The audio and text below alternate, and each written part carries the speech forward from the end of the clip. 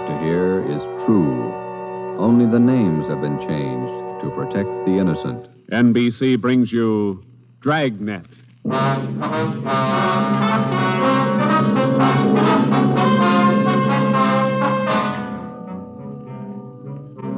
You're a detective sergeant. You're assigned to robbery detail. A ruthless fiend roams the streets of your city masquerading as a police officer. For months, helpless citizens have been robbed, beaten senseless, and kidnapped. The criminal is a twisted genius, vicious, cunning. Your job is to get him. Dragnet, the documented drama of an actual crime, investigated and solved by the men who unrelentingly stand watch on the security of your home, your family, and your life. For the next 30 minutes, in cooperation with the Los Angeles Police Department, you will travel step by step on the side of the law through an actual case from official police files, from beginning to end, from crime to punishment. Dragnet is the story of your police force in action. It was Wednesday, June 4th. It was warm in Los Angeles. We were working the night watch out of robbery detail. My partner's Ben Romero. The boss is Ed Backstrand, chief of detectives. My name's Friday. I was on my way back from communications, and it was 11:13 p.m. when I got to room 27A. Robbery detail. Oh, hi, Joe. Hi, Ben. Did you get that message to call home? Yeah, bad news. What's the matter? That doggone kid of mine, chicken pox. Oh, again? Last year it was the mumps. Year before that, the measles. Every time I get set for a vacation, he decides to catch something. Well, forget it, Ben. Think what a comfort he's going to be in your old age. Go ahead, laugh. You'll find out. Yeah. How are you, Friday? Romero? Fine. What can we do for you? You don't look like you remember me. Oh, no, wait a minute. Name's Savage, isn't it? George? It's Johnny, Sergeant. Johnny Savage. You remember now? Oh, sure. Those liquor store robberies out in the Wilshire district. About 6-7 years ago, wasn't it? 10 years, Romero. You ought to remember that. You were at the trial. We testify in court every week. 10 years is a long time. It's longer in the state pen. It's a lot longer. Yeah, you cried a little at that trial, didn't you, Savage? You said we beat that confession out of you. Yeah, that's why I figured I'd drop in for a little visit. Kind of apologize to you fellas. You gave me a square deal. I guess I kind of lost my head. I figured I'd apologize. Oh, that's all right, Savage. When'd you get out? A couple of weeks ago. I did it the hard way. Served 10 flat. I don't know my day. You find a job yet?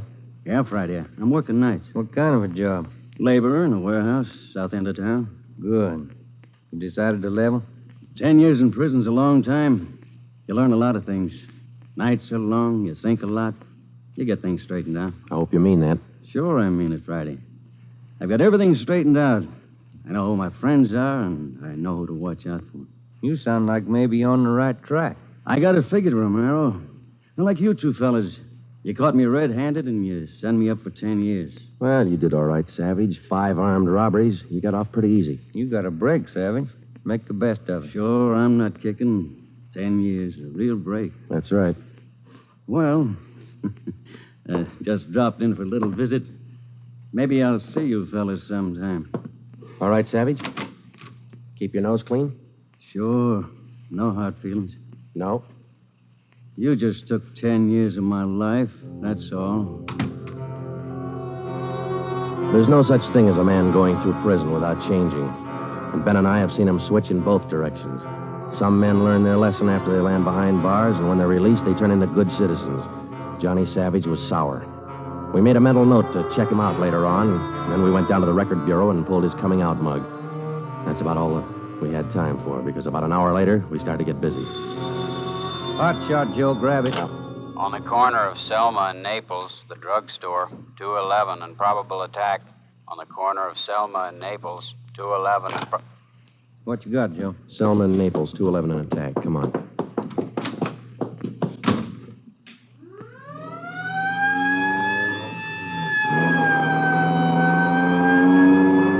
Here we are, Joe. Over there on the four corners. Yeah. All right. Come on. We got the story from the victim, the store owner, Mr. Thomas. For the most part, it was the usual rundown of an early morning holdup. There was only one exception. Oh, I've had young hoodlums try to hold me up before, but there was nothing like this one. How you mean, Mr. Thomas? Well, he came in here just before closing, and ordinarily I'd have kept an eye out because that's the time to look for him. But this fella came to the door and said he was a policeman, so I let him in. He looked like a cop. Barged right up to me and the wife behind the counter and pointed a gun. And she screamed, and he hit her in the face with the butt of the gun. Sergeant, it was horrible. That's the way it started, and that's the way it kept going. Because most of the victims and most people don't realize that as a citizen, they have the right to check on police officers' identification when in doubt. After we got the story from Mr. Thomas and checked the store in the neighborhood, Ben and I headed back for the office. Attention, all units. At the end of North Baxter Road near Hillcrest, victim of 211 and slugging. Car 7172, take the call. Code 3. Attention, all That's units. 4 blocks away from the last one. Let's roll on it, huh, Ben? Right, I'll hit the siren. You get the light.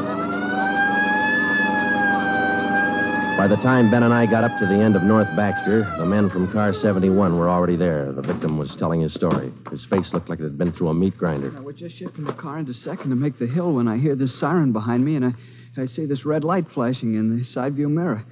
Well, naturally, I pulled over to the curb, and I was just reaching for my driver's license when the cop runs up, yanks me out of the car, and starts clubbing me in the face with the butt of his gun. Did you get a look at him? Think you can describe him?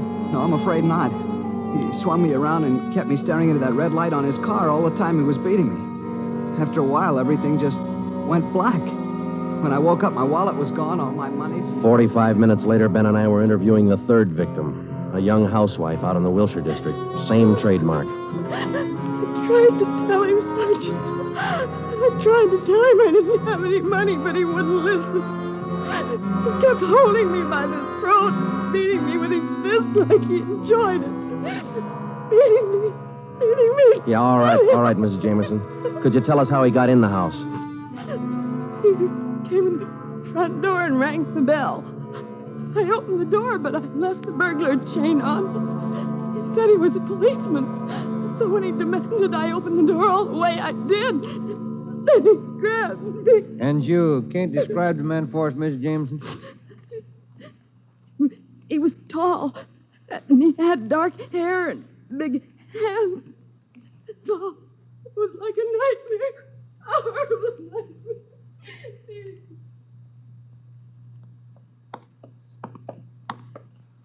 Tall, dark hair, big hands. Your guess the same as mine, Joe? Maybe. Let's wait and see. Come on, let's check with the boss. Hi, Mike. Hi. He's waiting for you in there. Come on, Ben. Chief of Detective's office. Hannon. Sit down. Yeah, Skipper. All right, you two, let's have it. The guy with the red light? Yes, the guy with the red light posing as a policeman. Why hasn't he been picked up? You know as much about it as we do, Ed. We got our first call around midnight. He knocked over a drugstore out on Selma. He hasn't stopped working since. Didn't you get any definite lead on him? No description, no license number? Nothing. He's tall, big hands, dark hair, that's all. Fine. Either of you got any ideas? Could be anybody, Skipper, with that description. You're sure it wasn't anybody on the force? We sent all the victims down to personnel. Lowry showed him the mug book of all police officers. Wasn't one of our men. Works fast. Drugstore, a motorist, a pedestrian, a housewife out in the Wilshire district. Went right in the house after her. 4 of them, right in a row. 5. Huh? There's a 20-year-old kid in the next room. Came in just before you got here. A couple of hours ago, he was sitting in a car with his girl up in Mulholland Drive. This red light bandit comes along, slugs him, and kidnaps the girl. Kidnapped? She still missing? Not a trace. When did this happen? A couple of hours ago, they brought the kid over from Georgia Street Hospital. We can talk to him now. He's had a bad time. Right in here. Okay. Pete, we're going to have to ask you a few more questions. Oh, yeah. Okay. It feels a little better now. This is Sergeant Friday and Sergeant Romero. Hi, Pete. Hi. Can you tell us what time the trouble started? Oh, about 10:15, 10:30. Sally and I were sitting in the car talking about where we were going on our honeymoon. We're going to be married next month. And then this car pulls up behind us and starts flashing a red spotlight on us, and a guy runs over and pulls open the door. He said he was a cop. Did you get a good look at his car, Pete? I think it was a black sedan. Did you get a look at the man, Pete? No, I didn't. It was pretty dark, and he kept me staring into that red spotlight. It all happened so fast. Then he started slugging me, and I went down. What happened then? Well, the next thing I knew, Sally was screaming. He had one hand on her throat, and he had her backed up against the side of the car. He was beating her with the other hand. Some kind of a short billy club. Well, I got up and I started for him, and he slugged me again. When I came to, Sally was gone. Anybody check the area up there, Ed? Yeah, Davis and Griffin. Didn't find a thing. Oh, Sergeant, you gotta find her. You got to. I wouldn't know what to tell her folks. I wouldn't know what to say. That's all right, Pete. We'll find her. You take it easy. Got a hot shot, Ed, up on Summit Road near Westmore. A woman, unconscious. Ambulance follow-up. Possible dead body. All right, Hannon. Look after Pete here. Friday, Romero, let's go. Up ahead, Romero, to the right. Okay, Skipper? Yeah, there's the ambulance and the cruiser car. Sure a lonely-looking spot. All right, come on. Hiya, Doc. What'd you find? Hiya, fellas. Right over here. Just gonna take her in. Where'd you find her? Over there, by the side of the road. Somebody driving by saw her. They called us. Any identification? This bracelet on her wrist. To my dearest Sally and Pete. December 25th, 1947. That's a girl, all right. What are the chances, Doc? I wouldn't bet on them. Pretty bad shape. Well, have you seen enough? Yeah. Friday, Romero, call the crime lab and check the area for footprints and tire tracks. I'll ride back in the ambulance with the girl. If she regains consciousness, I want to talk to her. All right? Okay, Ed. I'll meet you in the office by 8:30. We're working straight through till we get this guy. See you at the office, Skipper.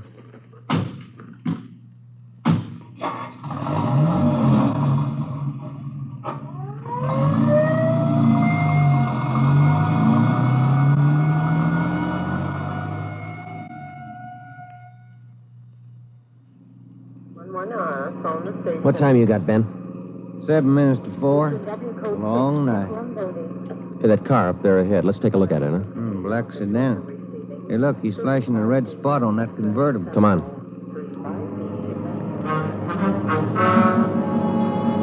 He sees us, Joe. He's pulling away. Get that gas pedal down to the floor. Already there. He's turning off right. Hit the siren. I'll get the light. We're gaining a little, Ben. Next corner to the left. Joe, where'd he go? It's a fancy driver. Try the alley up ahead to the left. Must have turned up that cross street. Get through the alley and double back on him. Right. There he is, Ben. Look out. Watch it, Joe. Watch it. He's going to ram us.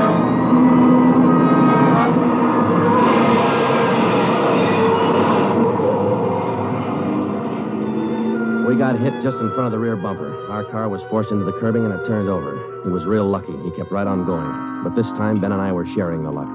All we got out of it was a couple of nasty cracks in the head and a few bruises, but it was enough to keep us in a hospital under observation for a day. By this time, Ed Backstrand was fuming. So were the newspapers. During the day we spent in the hospital, the Red Light Bandit went on a real blitz. He pulled 6 more jobs, 1 liquor store, 2 residential holdups, and 3 car robberies. 5 of the 6 victims were slugged and beaten. Davis and Griffin had taken over for Ben and me, and by the time we got back on the job, they'd built up a lead for us. We've been working with Wilkerson up in auto theft, Joe. He's used 4 stolen cars already. We got the makes and numbers on each one of them. How about the dark sedan he was driving when he rammed us? The boys picked it up this morning out on Sepulveda. We're checking it for prints now. Oh, that's fine, Dave. You got any description on the guy yet? No luck there, Joe. He works too fast. Nothing at all? The same as you had. Tall, black hair, big hands. Loves to use them. Friday, Romero, got a minute? Okay, Skipper. Check you later, Hyundai. Sure thing, boys. Sit down. How do you feel? Pretty fair, Ed. Little stiff here and there. All right, did Davis fill you in? Up to date. Okay, I just called the doctor who's handling Sally Wilder, Pete's girlfriend, you remember? Oh, yeah. She's been in pretty bad shape since we found her up there on Summit Road. This morning she took a turn for the better. She's conscious, and her doctor thinks she might be able to talk to us a little bit. Good. When? About an hour. I cleared it with the doctor and with her family. You'll only be able to stay a couple of minutes, so make the most of them. That's all. All right, Ed. We'll check with you later. Say, Joe, Ben, here's some mail came for you fellas while you were gone. Oh, thank you, Mike. We're going over to the county hospital. We ought to be back in a couple hours. Okay. Say, there's been a couple of phone calls, too. Yeah, anything important? I don't think so. The guy just called to say hello. Said his name was Johnny Savage. He just called to say hello. I presume you men are aware of the girl's critical condition. Yeah, that's right, Dr. Froman. We saw her before she was taken here at the hospital. Yes. You understand, of course, that you'll be able to see her for only a few minutes, and please try your best not to excite her, huh? Right, Doctor.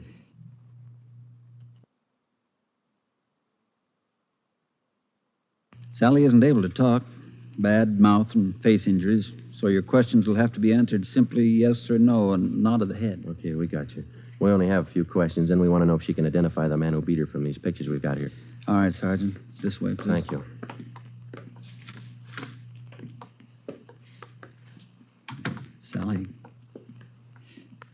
Sally, these gentlemen are from the police department. They'd like to ask you a few questions. Now, there's no need to be nervous or afraid. Just simply nod your head yes or no. Now, that's fine. All right, Sergeant. Sally, did you see the man who attacked you? Yes. She says yes. Did you get a good look at his face? You did.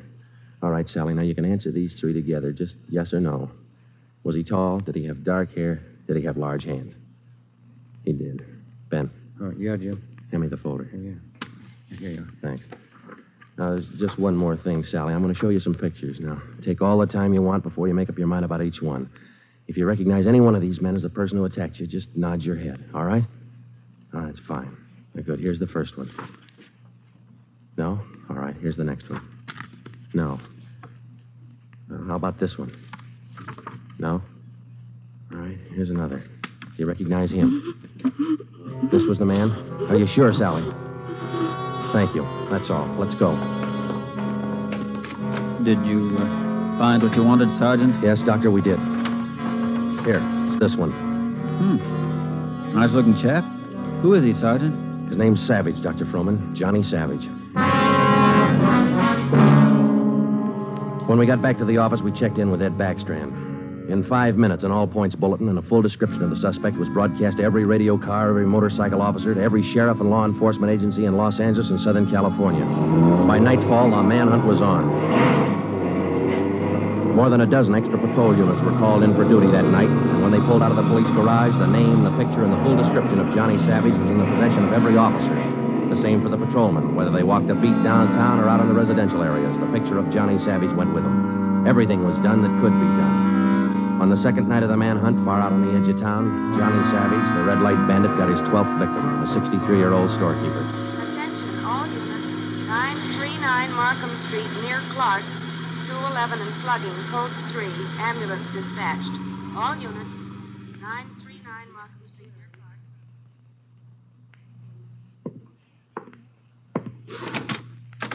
Here it is, Skipper. Tie-in. What'd you get? Wilkerson lifted the prints off that black sedan that rammed Joe and me. Yeah? They belong to Johnny Savage. Yeah, good. That storekeeper last night. It is Savage, all right. Victim identified him from his mug. All right. We got enough on this Savage guy to put him on ice for life. All we have to do now is to get him. Now, look, the way we figure it, Ed, this red light bandit is using stolen cars with cold plates, so there's no way of tracking down the cars at regular commercial garages. He's got to be renting private garages someplace around town. All right, let's get the neighborhood patrolman on the job. Advertise it. All over town. It's a city ordinance, isn't it? People who rent private garages are bound by law to register the car and license number with the police. Start a campaign if you want, but find those cars. Right. Yeah, wait a minute. Hello, Backstrand. Yeah? When? I see. Yeah, thanks. What is it, Ed? It was the hospital. About the girl, Sally. Sally Wilder? What about her? She died 5 minutes ago. That night, everybody went back on the job as usual. The cruiser cars, the patrolmen, the motorcycle officers, and about a dozen decoy cars. Armed policewomen riding alone in cars or parked in lonely spots with a police officer escort. Our car, 80K, was still in the garage for repairs, so they assigned us another one. And we started to make the rounds. Everything was usual. Except one thing. We weren't tracking down just a thief anymore or a sadist who liked to beat people's faces in. We were out to get a murderer.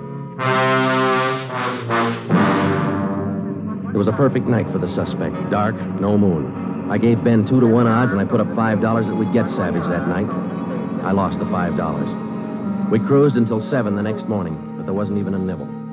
We had breakfast at the Federal Cafe, a little restaurant down the street from the city hall, and it was about 8:15 when we got back to the office. We were pretty tired. Robber detail, Romero. I would like to speak to Sergeant Friday. Just a minute. It's for you, Joe. Okay, thanks. Friday talking. Sergeant Friday, I want to talk to you. Well, I'm listening. Go ahead. I want to talk to you in person as soon as possible. Can't you tell me over the phone? What is it? I cannot tell you over the phone. It is very important. Can you come now? Well, now, look, mister, I'm awful sorry, but we're very busy down 554 Ramona Avenue. Can you come now? Well, what's this all about? Who is this speaking?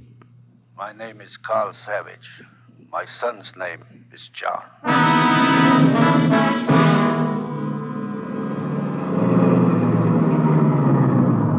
Here it is, Joe. Neat-looking little place. Yeah.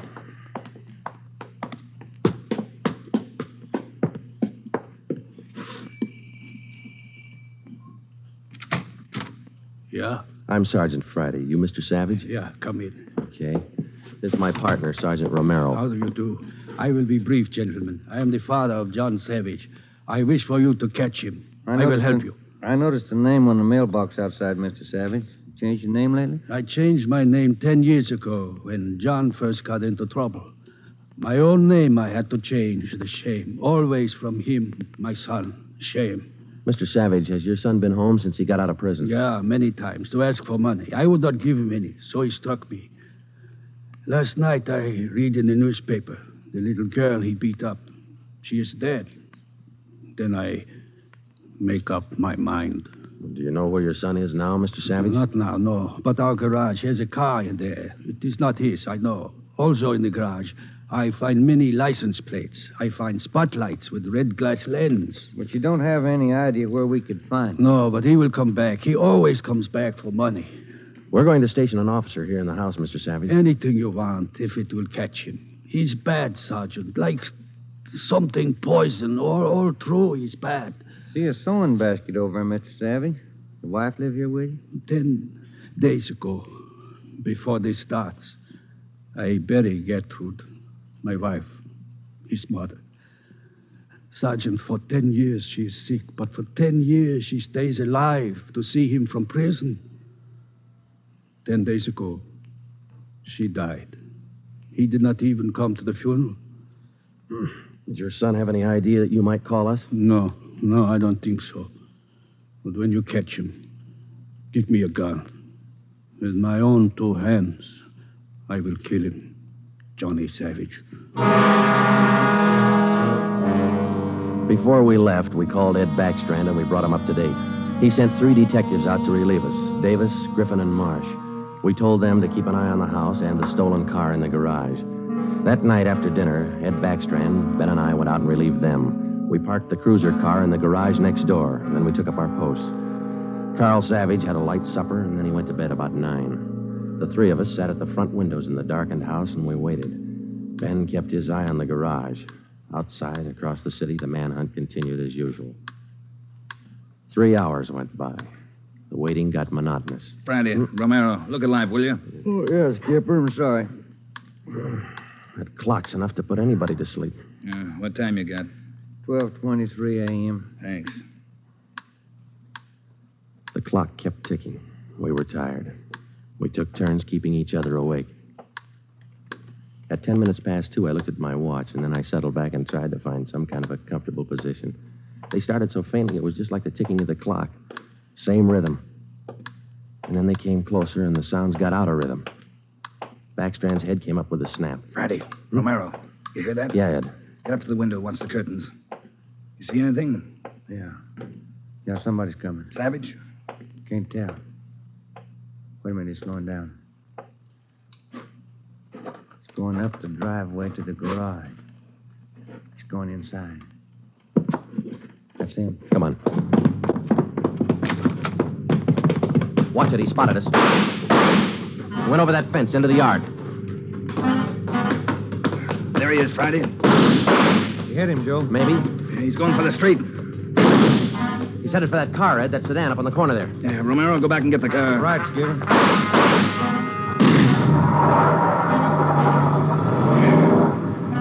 Must have parked up the block before he came around. Where's Romero? I don't know. Oh, here he comes now. All right, let's go. Get that radio on, Joe. It's already on, Ed. All right, give him a call. Any sign yet? No, nothing so far. Next corner to the right, Ben. Unit 80K to Control 4. 80K to Control 4. Control 4 to Unit 80K. Go ahead. Clear and keep frequency 4 open. This is an emergency. 80K, roger. Frequency 4, open and clear. Attention, all units on frequency 4. Stand by. 80K, go ahead. Yeah, there he is, Friday. party up ahead. Dark blue sedan. Control 4, we are in pursuit of the possible red light bandit. Suspect is driving a dark blue 1949 sedan. License number in the 7 column. 61 Robert 784. Use caution. Suspect is armed. Code 3. Attention, all units. Attention, all units. Unit 80K now pursuing possible red light bandit. Suspect is driving a dark blue 1949 sedan. License number in the 7 column. 61 Robert 784. Use caution. Suspect is armed. Code 3. Your location, 80K. Control 4, we are headed east on Wilshire Boulevard, crossing La Brea. Attention, all units. Suspect is headed east on Wilshire Boulevard, crossing La Brea. Watch it, Romero. Don't lose him.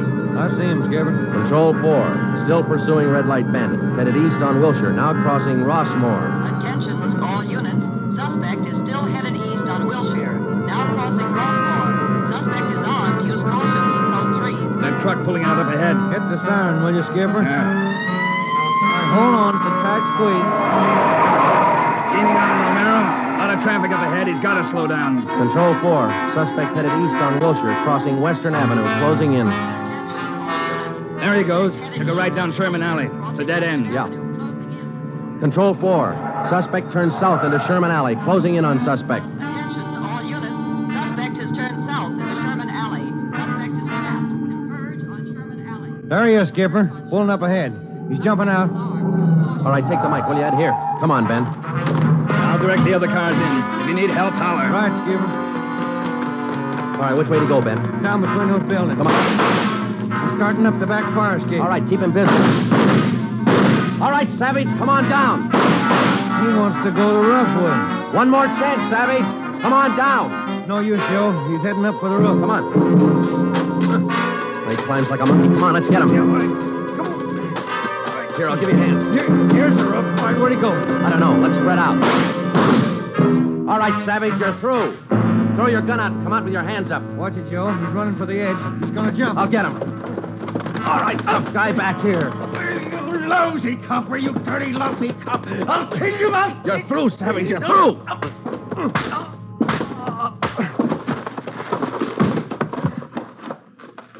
Good, Joe. Yeah. Throw the cuffs on, will you? Yeah, you just betcha.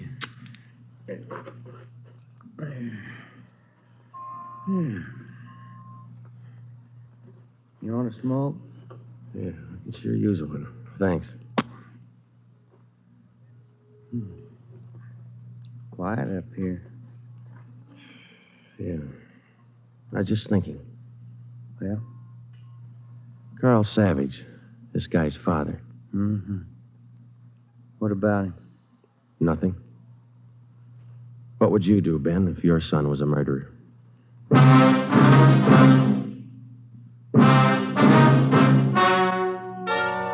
The story you have just heard is true. Only the names were changed to protect the innocent. John Savage was tried and convicted of murder in the first degree. He was executed in the lethal gas chamber at the state penitentiary.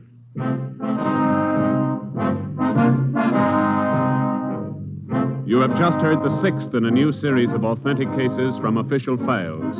Technical advice for Dragnet is furnished by the Los Angeles Police Department.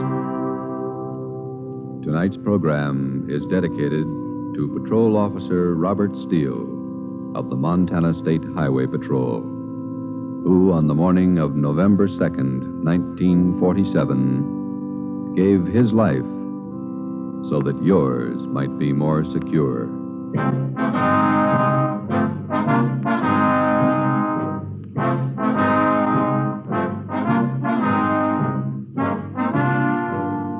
Dragnet came to you from Los Angeles.